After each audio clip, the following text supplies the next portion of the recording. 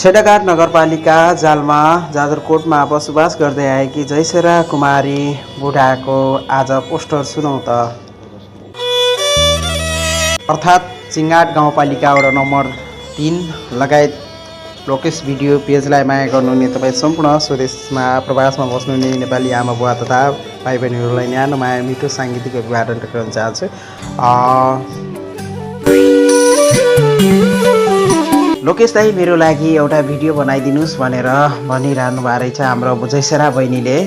उहाँ चाहिँ छेडाघाट नगरपालिका 1 जालमा जाजरकोट बसोबास गर्दै आएकी थिइन् भने उहाँले ब्रेकअपको बारेमा यति राम्रो गीत गाएकी छन् कि यति राम्रो गीत गाएकी छन्, तर पनि उनले मनै छुने गीत गाएकी छन्। मेरो त साह्रै मन छोयो। तपाईँहरूलाई कस्तो लाग्छ कमेन्ट बक्समा बताउनु होला। धन्यवाद।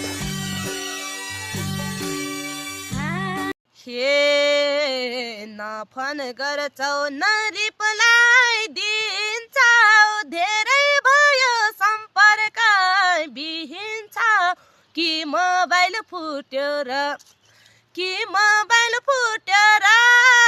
न फोन गर्छौ न म्यासेज पठाउँछौ के मरिस उठ्यो र कि मोबाइल फुट्यो र न फोन गर्छौ न म्यासेज पठाउँछौ के मरिस उठ्यो र